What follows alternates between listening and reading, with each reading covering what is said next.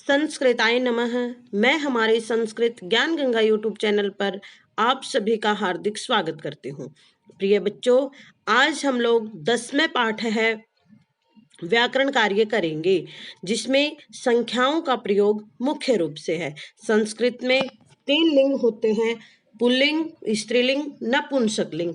तो संख्या 1 से लेकर 4 तक यहाँ पे देखिए, संख्या पदानां प्रयोग विशेषण रूपेण भवति। जो संख्याओं का प्रयोग होता है वो विशेषण के रूप में होता है। और एकतः चतुर पर्यंतम संख्या पदानां प्रयोग है, 1 से लेकर 4 तक संख्याओं का प्रयोग है वो पुल्लिंग, स्त्रीलिंग, नपुंसकलिंग में अलग अलग होता है। पंचतः अग्रे 5 से आगे त्रिषु लिंगेषु समानेयो भवति। 5 से आगे तीनों लिंगों में संस्कृत संख्यावाची शब्दों का प्रयोग सेम होता है। तो अभी देखिए, एक है यहाँ पे पुल्लिंग, स्त्रीलिंग, नपुंसकलिंग तीनों लिंगों में दिया गया है। तो यहाँ पे पुल्लिंग में एक के लिए क्या आएगा, एक नर अस्ति, एक आदमी है। और स्त्रीलिंग में क्या होगा, एका महिला अस्ति, एक महिला है। नपुंसकलिंग में क्या होगा, एकम चित्रम अस्ति, एक चित्र है। द्वौ बालकौ स्तः, दो के लिए पुल्लिंग में द्वौ, स्त्रीलिंग में द्वे बालिके स्तः, दो बालिकाएं हैं। नपुंसकलिंग में भी सेम रहेगा, द्वे नेत्रे स्तः, दो आंखें हैं। 3 के लिए पुल्लिंग में त्रयः अश्वाः सन्ति, अश्वाः पुल्लिंग में होता है, बहुवचन में है तो इसलिए त्रयः है। स्त्रीलिंग में तिस्रः माला सन्ति, 3 मालाएं हैं। नपुंसकलिंग में होगा त्रीणि पुस्तकानि, 3 पुस्तक। पुल्लिंग में 4 के लिए चत्वार है, स्त्रीलिंग में चतस्र है और नपुंसकलिंग में चत्वारि। और फिर आगे पंच कुकुराः सन्ति, 5 कुत्ते हैं। पंच नौका सन्ति, पंच फलानि सन्ति, 5 फल हैं। यानी तीनों लिंगों में बिल्कुल सेम है। आगे देखिए, षट वानरा सन्ति, 6 बंदर हैं। षट घटिका सन्ति, षट पुष्पाणि सन्ति, 6 फूल हैं, 6 घड़ी हैं। तो ये 6 मतलब 5 से आगे सेम है। सप्त पीकाः सन्ति, सप्त लेखन्याः सन्ति, सप्त आम्राणि सन्ति, अष्ट वृक्षाः सन्ति, अष्ट धेनवः सन्ति, अष्ट सेवफलानि सन्ति। तो यहाँ तक अलग रहेगा तीनों लिंगों में, इससे आगे बिल्कुल सेम रहेगा। अब हम अभ्यास कार्य करेंगे। यहाँ पे है गृहे द्वौ नरौ स्तः। तो नरौ क्या है, पुल्लिंग में है इसलिए यहाँ पे हुआ द्वौ। तत्र जनाः भ्रमन्ति, तो यहाँ पे क्या होगा, पंच, क्योंकि पंचा तो कोई शब्द ही नहीं होता, तो पंच जनाः भ्रमन्ति, 5 लोग घूमते हैं। आगे है शिक्षकः पाठयति, शिक्षक है वो पुल्लिंग में है तो क्या होगा, एक है। मित्राणि क्रीडन्ति, मित्र खेलते हैं तो मित्राणि क्या है, नपुंसकलिंग में है तो क्या होगा, चत्वारि, चत्वारि मित्राणि क्रीडन्ति। गायिका गीतम गायति, तो यहाँ पे गायिका स्त्रीलिंग में है तो स्त्रीलिंग में एका शब्द का प्रयोग होता है, तो एका गायिका गीतम गायति। धेनुवे चरन्ति, धेनु क्या है, स्त्रीलिंग में है तो क्या होगा, चतस्र, चतस्र धेनुवे चरन्ति, 4 गायें चरती हैं। पादौ यानी पैर, मनुष्य से 2 पादौ भवता, मनुष्य के 2 पैर होते हैं, तो ये यहाँ पे पुल्लिंग में है। मनुष्य पुल्लिंग में होता है तो क्या होगा, मनुष्य के जो पैर हैं वो पुल्लिंग में है, तो मनुष्य से 2 पादौ भवता है। सूर्य एकः अस्ति, तो सूर्य पुल्लिंग में है तो एक है। कन्याः पठन्ति, क्योंकि कन्या में क्या आएगा, सप्त, क्योंकि 4 से आगे तो सारी संख्याएं सेम होते हैं। पुष्पाणि सन्ति, 10 पुष्पाणि सन्ति, ये आगे बिल्कुल सेम रहेगा। आगे हमें संख्यावाचक जो शब्द हैं वो हमें यहाँ पे देख करके लिखना है। सबसे पहले 40 का क्या होगा, चत्वारिंशत्, एकस्यां कक्षायां चत्वारिंशत् छात्रा सन्ति, 40 बच्चे हैं। 40 को क्या बोलेंगे, चत्वारिंशत्। दले एकादश क्रीडकाः सन्ति, यहाँ पे हमारे एकादश यानी 11 दिया गया है, संस्कृत में क्या बोलेंगे, एकादश। तो एक दल में एकादश क्रीडकाः सन्ति यानी खिलाड़ी हैं। 50 को बोलेंगे पंचाशत्, तो सभायाम 50 जनाः सन्ति। 23 को बोलेंगे त्रयोविंशति, उद्याने त्रयोविंशति बालिका क्रीडन्ति, बगीचे में 23 बालिकाएं खेलती हैं। 16 को बोलेंगे षोडश, तो वृक्षे षोडश वानरा कूर्दन्ति, पेड़ पर 16 बंदर कूदते हैं। भारते नवविंशति राज्यानि सन्ति, 29 को नवविंशति। भारत में 29 राज्य हैं। करंडके त्रिंशत् फलानि सन्ति, करंडक जो पेड़ है, पौधा है, उसके ऊपर 30 फल हैं, 30 को बोलेंगे त्रिंशत्। 15 को बोलेंगे पंचदश। पक्षे पंचदश तिथयः भवन्ति, यानी कि महीने में 2 पक्ष होते हैं, शुक्ल पक्ष और कृष्ण पक्ष।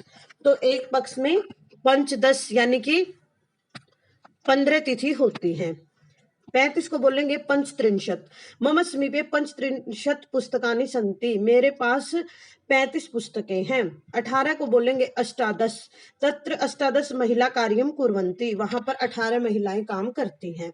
अब हम संधि के बारे में पढ़ेंगे। अगला हमारा गिनती के बाद टॉपिक है संधि। तो संधि में हम आगे देख लेते हैं संधि का एक बार परिचय। संधि किसको कहते हैं? यदा द्वयो वर्णयो मेलनेन परिवर्तनम भवति तदा संधि भवति। यदा जब द्वयो दो वर्णयो वर्णों का मेलनेन परिवर्तनम, मेल से जो परिवर्तन होता है उसको संधि कहते हैं। जब भी कोई भी दो वर्णों का मेल होगा और उनसे जो परिवर्तन होता है उसको संधि कहते हैं। संधि के मुख्य रूप से 3 भेद होते हैं, स्वर संधि, व्यंजन संधि, विसर्ग संधि। अब आपसे पूछे संधि कितनी होती है, तो संधि 3 होती है। अत्र वयम केवलम स्वर संधि 2 भेदों पठिष्यामः, यहाँ पर केवल हम स्वर संधि के 2 भेदों के बारे में पढ़ेंगे। स्वर संधि के यहाँ पे वैसे तो 5 भेद होते हैं, लेकिन हम 2 के बारे में ही पढ़ेंगे, दीर्घ संधि और गुण संधि। दीर्घ का मतलब होता है बड़ा, तो बड़ा हो जाना। तो यहाँ पे देखिए, यदा स्वर संधि कहते किसको हैं? यदा स्वर वर्णेन, यदा जब स्वर वर्णेन स्वरों के मेल से, स मतलब साथ, स्वर वर्ण से जब स्वरों के साथ स्वरों का मेल होता है, किंचित परिवर्तनम भवति, कुछ बदलाव होता है, तदा स्वर संधि भवति, तब स्वर संधि होती है। जब 2 स्वरों का आपस में मेल होता है तो कुछ परिवर्तन होता है, जिसको स्वर संधि कहते हैं। यहाँ पे कुछ हम इस बॉक्स में देख लेते हैं किसके साथ किसको मिलने से परिवर्तन होता है। इसमें पूर्व पद यानी पहले वाला, पर पद यानी दूसरे वाला, अंतिम वर्ण और प्रथम वर्ण, यानी कि जो हमारा पहला अक्षर होगा उसका हम अंतिम वर्ण लेंगे और जो दूसरा पद होगा उसका हम पहला वर्ण लेंगे। तो पहले पद के अंत में जब ए या आ होगा तो, और दूसरे पद का जब प्रथम वर्ण ए या आ होगा तो दोनों को मिला करके आ बनेगा दीर्घ संधि में। ई या ई होगा, उसमें जब पर पद का प्रथम वर्ण ई मिलेगा तो बनेगा बड़ी ई, उ मिलने पर बनेगा बड़ा उ, री मिलने पर बनेगा री।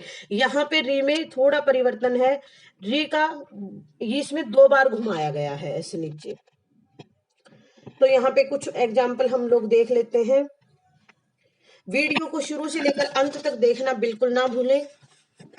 देखिए यहाँ पे हमारा है पूर्व पद, हमें यहाँ पे क्या क्या बताना है, पूर्व पद, पर पद, ये जो हमारी संधि दी है यहाँ पे दिया गया है। इसमें पूर्व पद का अंतिम वर्ण कैसे होगा, जैसे हिम है, हिम हिम, तो यहाँ पे ए की साउंड आ रही है, मैं का अंतिम अक्षर है वो ए है और अंशु का प्रथम अक्षर है वो ए है। तो इन दोनों को हम जब मिलाएंगे तो क्या बनेगा, आ, जो अभी हमने पढ़ा था कि ए या आ मिलेंगे या फिर ए या आ मिलेगा तो भी हमारा आ बनेगा। तो यहाँ पे वही चीज दी गई है। तो ए और हिम का, जैसे कि हमने लिया हिम का ए और अंशु का ए हुए, दोनों को मिला के बना आ, तो क्या बना, हिमांशु। ऐसे ही पुस्तक, यहाँ पे ए है पुस्तक का, ए आलय का आ, दोनों को मिला के बना आ, तो क्या बनेगा, पुस्तक प्लस आलय पुस्तकालय। ऐसे ही तथा में क्या है, आ, अपी में क्या है, आ। इसका हमें पहला वर्ण लेना है, इसका अंतिम लेना है। हमें क्या वर्ण है इसका कैसे पता चलेगा, उच्चारण करके हम लोग देखेंगे। जैसे तथा, आ की साउंड आई तो यहाँ पे इसका अंतिम वर्ण क्या है, आ। अपी का हमें दिख ही रहा है ए, दोनों को जब मिलाएंगे बनेगा आ, तो क्या बना, तथापि। ऐसे प्रति में क्या है, ई, और ईक्षा में ई और ई को मिला के बना ई, तो क्या हुआ, प्रतीक्षा। ऐसी सुक्ति में उक्ति में उ और उ को जब हम मिलाते हैं तो बनता है बड़ा उ, तो क्या बनेगा, सुक्ति। मातृ प्लस ऋणम, मातृ में री, ऋणम में री, दोनों को जब हम मिलाएंगे बड़ी री तो ये बनेगा मातृणम। एक बार और ये इसके नीचे घूमेगा। फिर भानु प्लस उदय, भानु में उ, उदय में उ, दोनों को मिला के बना बड़ा उ, भानुदय। कपि प्लस ईशा, कपि में छोटी ई, ईशा में बड़ी ई, तो बना कपीश। दया आ, आनंद में क्या आ मिले, बना आ दयानंद। महा प्लस आशय, महाशय। ऐसे ही हमारा जो पीछे दिया गया था इसमें देख लेते हैं। ये जो हमारे इसमें ये शब्द दिए थे, सूर्यास्त, सूर्यास्त, विद्यार्थी, सुरेंद्र, देवालयम, रविंद्र, सूर्योदय, इन सब की हमें संधि करनी है। तो देवालय की क्या बनेगा, देव प्लस आलय, देवालय। देव में क्या है ए, आलय में क्या है आ, दोनों को मिला के बना आ। ऐसे विद्यार्थी में विद्या प्लस अर्थी, विद्या में आ, अर्थी में ए, दोनों को आ और ए को मिला के बना आ। रविंद्र में रवि में ई, इंद्र में ई मिला के बना बड़ी ई, रविंद्र है। ऐसे ही सुरेंद्र में सुर ए, इंद्र में ए। तो यहाँ पे ये गुण संधि है जिसके नियम अब हम पढ़ेंगे। तो ई का बनता है ए, तो यहाँ पे सुरेंद्र है। सूर्योदय में सूर्य में ए, उ में उदय का बन जाएगा, यहाँ पे सॉरी उ आएगा, यहाँ पे हमारा रहेगा उ, यहाँ पे है उ, तो उ का क्या बनेगा ओ। यहाँ पे हमारी गुण संधि हुई है, यहाँ पे उ कर लेना बच्चों। आगे देखिए हमारी जो गुण संधि है उसमें, गुण संधि में क्या होता है, दीर्घ संधि में तो ए या आ में मिलने पर आ बन रहा था, लेकिन यहाँ पे चेंज है। ए या आ में जब ई मिलेगा तो बनेगा ए या आ में उ मिलेगा बनेगा ओ, ए या आ में री या री मिलेगा तो बनेगा अर। अब इसके उदाहरण हम लोग देख लेते हैं। जैसे नर प्लस इंद्र, नर में ए, नर में ए, इंद्र में ई का क्या बनेगा ए, तो क्या बना नरेंद्र।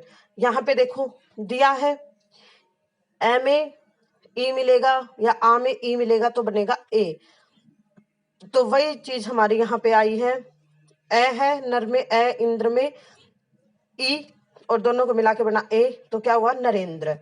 ऐसे ही महा में आ, महा का आ, ईश का ई, दोनों को मिला के बना ए, तो क्या बनेगा महेश।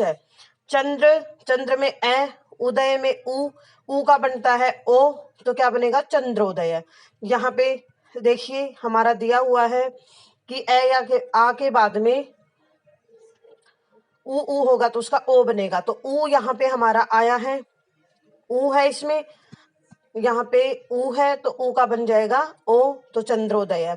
महा का आ, री का री और अर, री का अर बनता है, देखिए री का अर बनता है, तो यहाँ पे बन जाएगा महर्षि, महर्षि। परम प्लस ईशा, ए है यहाँ पे, ईशा में ई, तो परमेश्वर। वर्षा प्लस ऋतु, वर्षा में आ, री और री का बनेगा अर, तो वर्षतु। ऐसे वीर प्लस इंद्र, वीर में ए, इंद्र में ई और ई का बनता है ए, तो वीरेंद्र। पुरुष प्लस उत्तम है, ए, उत्तम का उ का बनता है ओ, तो पुरुषोत्तम। फिर वसंत प्लस ऋतु, वसंत में क्या है ए, री का बनेगा अर, तो वसंत ऋतु। सुर का ए, ईशा का ई का बनता है ए, सुरेश है। तो ये हमारी हुई गुण संधि। तो प्रिय बच्चों आपको ये अभ्यास कार्य समझ में आया होगा। सभी वीडियो को लाइक करें, कमेंट करें और चैनल को सब्सक्राइब करना बिल्कुल ना भूलें। जय तु संस्कृतम, जय तु भारतम।